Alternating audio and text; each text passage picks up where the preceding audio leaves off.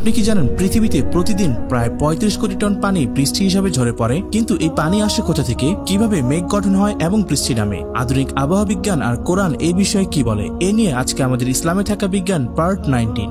বিজ্ঞানীরা আবিষ্কার করেছেন সূর্যের তাপে সমুদ্রের পানি বাষ্পে পরিণত হয়। এই বাষ্প উপরে ঠান্ডা স্তরে উঠে গিয়ে মেঘের রূপ নেয়। এরপর বাতাসের প্রবাহ মেঘকে একত্রিত করে ঘনীভূত করে এবং এক পর্যায়ে পানি বিন্দুর আকারে নিচে ঝরে পড়ে, যাকে আমরা বৃষ্টি বলি। এই প্রক্রিয়াটি এতটাই জটিল ও নিখুঁত যে আধুনিক আবহাওয়া বিজ্ঞান এটি বুঝতে শত শত বছর গবেষণা করেছে। কিন্তু অবাক করা ব্যাপার হলো ১৪০০ বছর আগেই কোরআন এই চক্র সম্পর্কে অসাধারণ বিবরণ দিয়েছে। কোরআনে আছে, আল্লাহই বায়ু প্রবাহিত করেন যা মেঘমালাকে সঞ্চালিত করে, তারপর তিনি তা আকাশে বিস্তৃত করেন এবং স্তরে স্তরে সাজান, তারপর তুমি দেখবে এর মধ্য থেকে বৃষ্টি ঝরছে। এই আয়াতে বিজ্ঞানসম্মত ৩টি ধাপ বর্ণিত হয়েছে: বায়ু প্রবাহ, মেঘের ঘনীভূত হওয়া এবং বৃষ্টির পতন। আধুনিক আবহাওয়া বিজ্ঞানও ঠিক একই বিষয় বলে, কিন্তু ১৪০০ বছর আগেই কোরআন এমন নিখুঁত বর্ণনা দিয়েছিল।